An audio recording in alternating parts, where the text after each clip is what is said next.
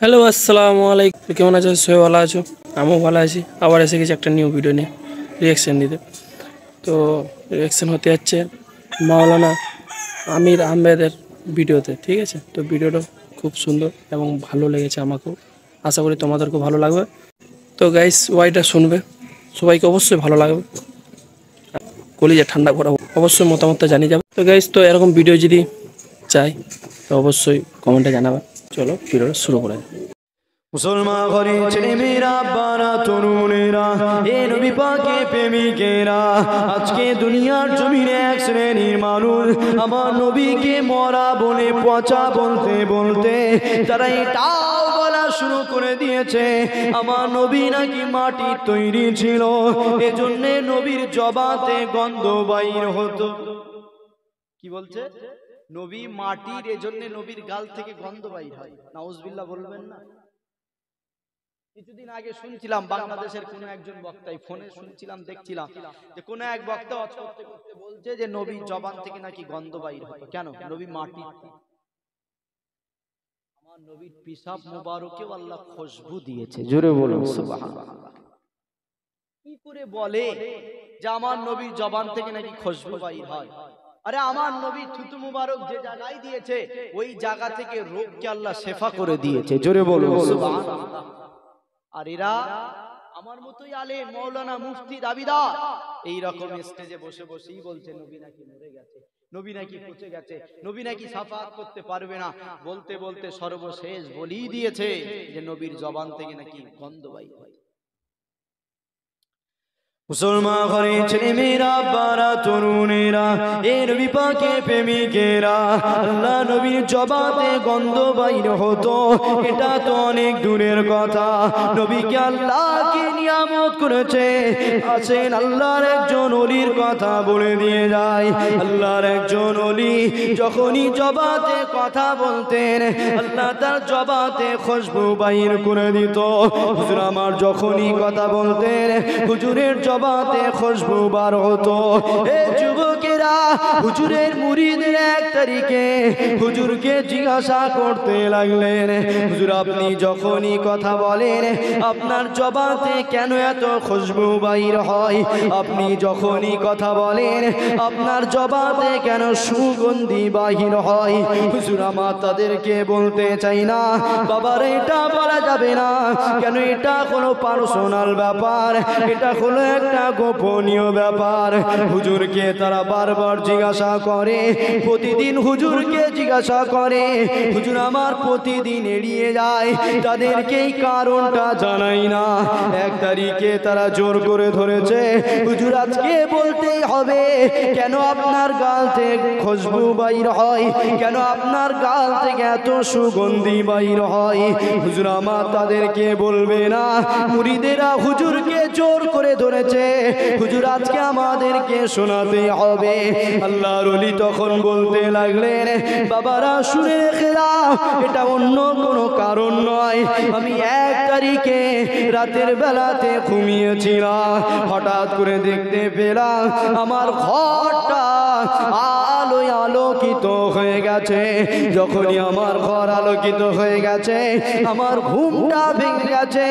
আর আমি চোখটা যখনই খুলেছিলাম আমি চোখ মেলিয়ে দেখি আমার ঘর আলোকিত হবার কারণ অন্য কিছুই ছিল না, দোনো জাহানের সুলতান আমার ঘরেতে তশরিফ এনেছে। নবীর গাল থেকে গন্ধ বাইর হয় এটা দূরে রাখেন, এটা পরে বলছি। কোরআন হাদিস থেকে দলিল দেওয়া এটা পরে রাখেন। একজন আল্লাহর ওলিকে আল্লাহ কি নিয়ামত করেছে সেটা বলছি। হুজুর যখনই কথা বলতেন জবান থেকে খুশবু বাইর হতো। জোরে বলুন সুবহানাল্লাহ। হুজুরের মুরিদরা এইভাবে সামনে বসে থাকতো, কথা বলতো। তৎকালীন সময় তো এইসব মাইকের চলন ছিল না, তো হুজুর সামনাসামনি কাছাকাছি বসে কথা বলছে আর হুজুরের জবান থেকে শুধু খুশবু বার হচ্ছে। মুরিদেরা হুজুরকে জোর করে ধরেছে, হুজুর বলেন না কেন আপনার জবান থেকে এত খুশবু বার হয়? হুজুর বলছে না, এটা বলা যাবে না। কেন ওগুলো আলাদা ব্যাপার থাকে, পার্সোনাল, ব্যক্তিগত থাকে। হুজুর বলছে এগুলো গোপনীয় ব্যাপার, সবার সঙ্গে কথা বলা যায় না।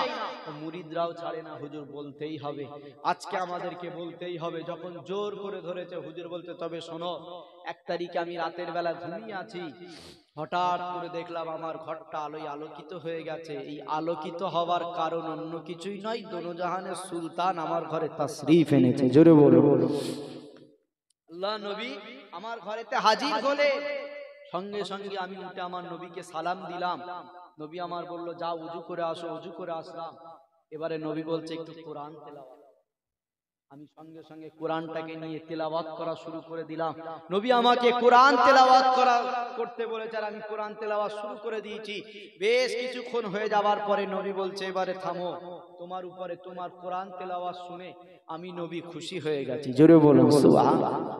আল্লাহ হযরত আসিম হুজুর আল্লাহর ওলিকে অনেক সৌন্দর্য কণ্ঠ দিয়েছিল, অনেক সুন্দর কণ্ঠ দিয়েছিল, সুর দিয়েছিল, কোরআন তেলাওয়াত করত মধুর সুরে। তাই আল্লাহ নবী খবের মধ্যে এসে কোরআন তেলাওয়াত শুনলেন।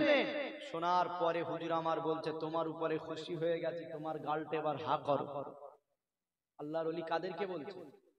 সামনে মুরিদ বসে আছে, মুরিদদেরকে নিয়ে এইভাবে শোনাচ্ছে, শোনো আমার গাল থেকে কেন খুশবু বাইর হয় তার কারণ।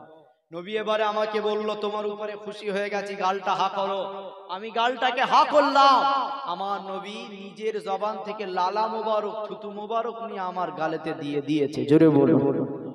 আল্লাহ নবী থুতু মুবারক, লালা মুবারক যেই আমার গালে দিয়েছে, আর দুবার সাথে সাথে যেদিনই দিয়েছে ওই দিন থেকে আজও পর্যন্ত আল্লাহ আমার জবান থেকে খুশবু জারি করেছে। জোরে বলো। শুধু যে নবী গাল থেকে লালা মুবারক, থুতু মুবারক দিয়েছে আর দেওয়ার কিছুক্ষণের মধ্যে ওটা শেষ হয়ে গেছে এমনটা নয়। যতদিন উনি বেঁচে ছিলেন দুনিয়ায় ততদিন কি হয়েছে? খুশবু বার হচ্ছে। আর দুনিয়া থেকে চলে যাওয়ার পরেও হাদিস বলছে, কোরআন বলছে, আল্লাহ তার জবানে খুশবু জারি করে রেখেছে। জোরে বলুন সুবহানাল্লাহ। আল্লাহ নবী গাল থেকে লালা মুবারক, জবান থেকে থুতু মুবারক অন্য একজনের জবানে দিয়েছে।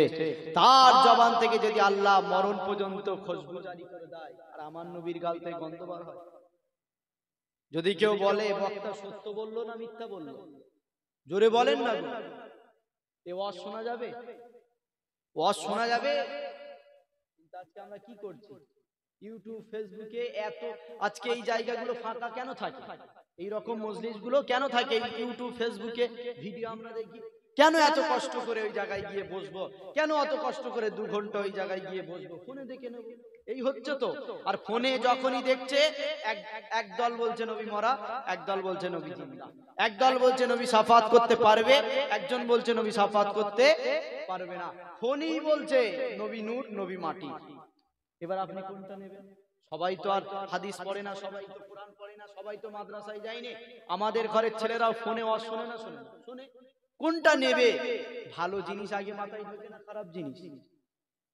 ছোট একটা বাচ্চাকে আপনি কোরআন পড়ানো শেখান, ভালো বই কিনে দেন, শিখবে, একটা গালি দেন, ফোনটাকে নিয়ে একটা ভিডিও চালু করে দেন, একটা গান শুনিয়ে দেন, তার জেনে মাথায় ঢুকবে না। এজন্য ভালো জিনিসের থেকে খারাপ জিনিস আগে ঢোকে। আপনি যখন ফোনে 2টো ভিডিও শুনছেন, একজন বলছে নবী মরা, একজন বলছে নবী জিন্দা, একজন বলছে নবী শাফাত করতে পারবে, একজন বলছে পারবে না, একজন বলছে নূর, একজন বলছে মাটি, তাহলে যেটা সঠিক সেটা আগে ঢুকবে না ভুলটা ঢুকবে? এই করি আমাদের সমাজগুলো শেষ হয়ে যাচ্ছে। আমাদের সিলসিলার ছেলে, আমাদের আকীদার ছেলে আজকে এই ফোনে ওয়াজ শুনে শুনে শুনে শুনে তাদের আকীদা নষ্ট হয়ে যাচ্ছে। নবী সম্পর্কে বাজে ধ্যান তাদের খেয়াল চলে আসছে শুধুমাত্র এই ফোনে ভিডিও শুনে শুনে। হ্যাঁ, তাদের ভিডিও অবশ্যই দেখেন, শোনেন, যাদের জবান থেকে সব সময় নবীর কথা হয়, যাদের জবান নবীর সম্মানকে আলা করে, যাদের জবান নবীর ইজ্জতকে বাড়ায়, তাদেরও শুনেন। যত নবীর ওয়াজ শুনবেন আল্লাহ তত ঈমানকে মজবুত করে দেবে। জোরে বলুন সুবহানাল্লাহ। একদল বলতে বলতে বলেই দিয়েছে নবীর জবান থেকে নাকি গন্ধ বাইর হয়, অথচ যারা নবীর থুতু মোবারককে খেয়েছে, যারা নবীর থুতু মোবারককে গালে নিয়েছে, আল্লাহ তাদের জবান থেকে খুশবু জারি করে দিয়েছে। জোরে বলুন সুবহানাল্লাহ। আম্মাজান আয়েশা সিদ্দিকা বলছে নবী যখন বাথরুমে যেতেন, বাথরুম থেকে আসতেন আর আমি সঙ্গে সঙ্গে বাথরুমে যেতাম, কোনো নোংরা কিছু দেখা তো দূরের কথা, এই বাথরুম থেকে শুধু খুশবু আর খুশবু পেতাম। জোরে বলো। আর আজকে একদল বলে দিল নবী মরে গেছে, নবী পচে গেছে, নবীর গাল থেকে গন্ধ বাইরে। আপনারা মেনে নেবেন? নবী তো অনেক দূরের কথা, আল্লাহর কোরআন পড়ে দেখেন, আল্লাহ কোরআনে বলছে ওয়ালা তাকুলু লিমা ইউক্তালু ফি সাবিলিল্লাহি আমওয়াত বাল আহইয়াউ ওয়ালাকিন লা তাশউরুন। তোমরা তাদেরকে মরা বলো না যারা আল্লাহর রাস্তায় কুরবানি হয়েছে। জোরে বলো সুবহানাল্লাহ। তোমরা তাদেরকে মরা বলো না যারা আল্লাহর রাস্তায় শহীদ হয়ে গেছে, বরং তারা কবরে জিন্দা রয়েছে। জোরে বলো সুবহানাল্লাহ। এবারে কি হালাতে রয়েছে কবরে, তারা কিভাবে পেশাব পায়খানা করে, প্রশ্ন আছে না নাই? আল্লাহ বলছে এত তোমাদের জানার দরকার নাই, তোমরা শুধু এটাই জানো যে কবরে তারা জিন্দা, কি হালাতে রেখেছে ওটা আমি আল্লাহই ভালো জানি। জোরে বলো সুবহানাল্লাহ। কাদের কথা বলছে? আওয়াজ দিতে হবে, বিদায় নেবো। হুজুর এসে বসে আছে, চলে যাব। বলেন কাদের কথা বলেছে? কারা কবরে জিন্দা? শহীদ। কোন নবীদের কথা বলেছে? শহীদটা আপনি হতে পারে, আমি হতে পারি, কালকে কেউ আল্লাহর রাস্তায় কুরবানি হয়ে গেলে তাকেও শহীদ বলা যাবে, তাই তো নাকি? না ভুল বলছি? তাহলে কালকে যদি আপনি শহীদ হয়ে কবরে চলে যান, আল্লাহ বলছে আপনিও কবরে জিন্দা থাকবেন।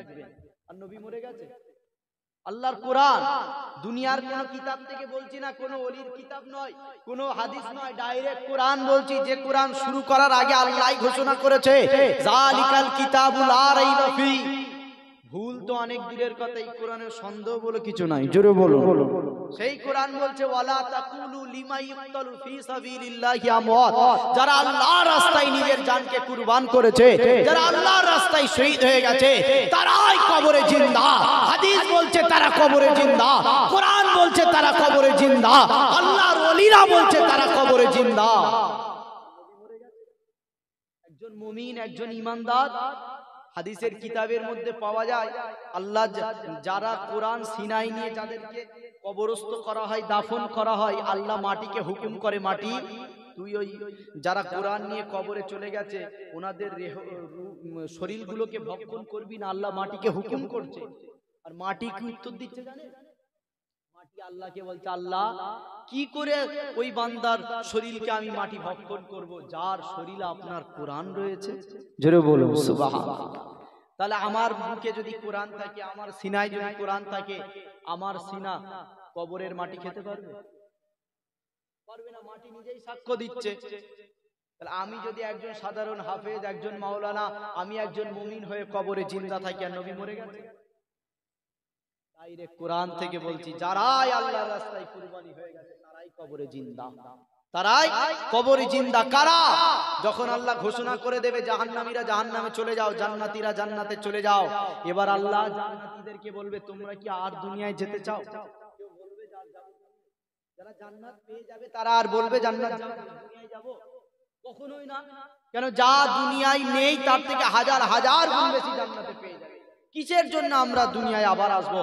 কিন্তু এক দল বলবে আল্লাহ আমাদেরকে আবার দুনিয়ায় পাঠান। আল্লাহ জিজ্ঞাসা করবে বান্দা কি এমন জিনিস যে দুনিয়ায় পেলি আর জান্নাতে নাই? তখন ওই বান্দাগুলো বলবে আল্লাহ যখন আপনার রাস্তায় আমাদের জানগুলোকে কুরবান করছিলাম, যখন আমরা শহীদ হচ্ছিলাম, আমাদের গলায় যখন ছুরি চালানো হচ্ছিল, আমাদেরকে যখন আঘাত করা হচ্ছিল, ওই যে মজা আমরা পেয়েছিলাম ওটা জান্নাতে পাইনি। আপনি আবার আমাদেরকে দুনিয়ায় পাঠিয়ে দেন, আবার আপনার রাস্তায় কুরবানি হব।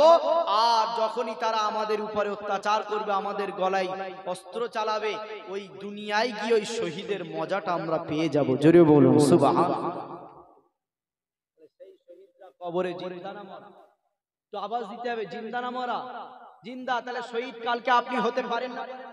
পারেন। তাহলে আপনি কবরে জিন্দা থাকবেন না মরা? আল্লাহর কোরআন বলছে আপনি জিন্দা থাকবেন। তাহলে যার জন্য আপনি মুমিন হতে পেরেছেন, মুহাম্মদ রাসূলের উপরে যদি আপনি কালেমা না পড়েন, নবীর নামে আপনি মুমিন হতে পারবেন? লা ইলাহা ইল্লাল্লাহ এই পর্যন্ত পড়ে ছেড়ে দিলে ইমানদার হতে পারবেন? মুহাম্মদ রাসূল লাগবে না লাগবে না? তাহলে যার নাম নিলে তবে মুমিন হওয়া যায়। আপনি যার নাম নিয়ে মুমিন হয়েছেন আর আপনি মুমিন হয়ে কবরে জিন্দা আছেন, আর যার নামের ওসিলায় আপনি মুমিন হয়েছেন সে মরে গেছে, এটা কখনো মেনে নেওয়া যায়? মুহাম্মদ রাসূলের নামের ওসিলায় তো আপনি মুমিন, তারপরেই তো আপনি কবরে জিন্দা। ততক্ষণ আপনি মুমিন হতে পারবেন না আমার নবীর নাম না নিলে। আর যার নাম না নিলে কাফের হতে হয়, যার নাম না নিলে বেঈমান হতে হয়, যার নাম না নিলে ঈমান পুরা হয় না। যার নাম নিলে আপনি মুমিন হচ্ছেন, আর আপনি মুমিন হওয়ার পরে আপনি কবরে জিন্দা, আর আমার নবী মরে গেছে। হাদিসের কিতাব খুলে দেখে নেন, তাফসিরে মাজহারি খুলে দেখে নেন, হাদিসের কিতাব সাক্ষ্য দেয়, তাফসিরের কিতাবগুলো সাক্ষী দেয়। উহুদের ময়দানে যারা শহীদ হয়েছিল তাদেরকে এই উহুদের ময়দানে দাফন করা হয়েছিল। কোন কারণবশত ওই দাফন হওয়া রূহ লাশগুলোকে নিয়ে অন্য জায়গায় একটা কোথাও দাফন করেছিল, কোন কারণবশত। ওদিকে আমার আলোচনা নয়, মূল জায়গাটা বোঝাতে চাইছি। উহুদের ময়দানে যারা শহীদ হয়েছিল তাদের লাশগুলোকে তুলে অন্য কোথাও দাফন করছিল কোন কারণে। আর ওই কবর খনন করতে করতে কোদালের একটা আঘাত একজন শহীদের পায়ে লেগে যায়, যার নাম আমিরে হামজা। জোরে বলুন সুবহানাল্লাহ। ওই অস্ত্রের আঘাত আল্লাহ নবী চাচা যান ওনার পায়েতে লেগে যায়। হাদিসের কিতাব সাক্ষ্য দিচ্ছে, তাফসিরের কিতাব সাক্ষ্য দিচ্ছে যে শহীদ হয়ে গেছে, দুনিয়া থেকে চলে গেছে, তার লাশ দাফন করা হয়ে গেছে। কোন কারণবশত কবর থেকে ওই লাশ তোলা হচ্ছে, তুলতে গিয়ে অস্ত্রের আঘাত পায়ে লেগেছে, আর ওই অস্ত্রের আঘাত লাগার সঙ্গে সঙ্গে ওই পা থেকে টাটকা খুন ঝরছে। জোরে বলুন সুবহানাল্লাহ। ওই পা থেকে কি হচ্ছে? টাটকা রক্ত বার হচ্ছে, যেমন জিন্দা মানুষকে জবাহ করলে যেমন রক্ত বার হয়। হাদিসের কিতাব সাক্ষ্য দিচ্ছে হযরত আমির হামজার পায়ে যখন ওই অস্ত্রের আঘাত লেগে গেছে, তানার শরীর থেকে পা থেকে যেন টাটকা রক্ত বার হচ্ছে। জোরে বলুন সুবহানাল্লাহ। তাহলে তানার লাশ কবরে জিন্দা না মরা? জিন্দা। হাদিসের কিতাব আরো সাক্ষ্য দেয় যে উহুদের ময়দান থেকে যখন ওই লাশগুলোকে তোলা হচ্ছিল, তাদের মাথার দিকে তাকালে মনে হয় চুলগুলো তখনও পর্যন্ত ভিজে ছিল। জোরে বলুন সুবহানাল্লাহ। আর আমার নবীকে কেউ পচা বললে মেনে নেওয়া যাবে? আমার নবীকে কেউ পচা বললে মেনে নেওয়া যাবে? শহীদরা জিন্দা। হাদিসের কিতাব সাক্ষ্য দিচ্ছে যারা মুমিন তারা জিন্দা। তাফসীরের কিতাব সাক্ষ্য দিচ্ছে যারা ঈমানদার তারা কবরে জিন্দা। কেন? তাফসীরের কিতাব বলছে যার মধ্যে আল্লাহর কোরআন রয়েছে, যার মধ্যে ঈমান রয়েছে, সে কখনো কবরে মরতে পারে না। তার রূহকে, তার লাশকে আল্লাহ হেফাজত করে রেখেছে। জোরে বলুন সুবহানাল্লাহ। তাহলে স্পষ্ট হাদিসের কিতাব, তাফসীরের কিতাব সাক্ষ্য দিচ্ছে যে যারাই আল্লাহর রাস্তায় শহীদ হয়ে গেছে তারা কবরে জিন্দা। আর যার ঈমান, যার নামে ঈমান এনেছি বলে আমরা মুমিন হয়েছি, সেই মুহাম্মদ রাসূল যদি মরা বলে, এটা সত্য বললো না মিথ্যা? কিন্তু আজকে এই চক্রান্তে তারা অনেকটা এগিয়ে যাচ্ছে। আমরা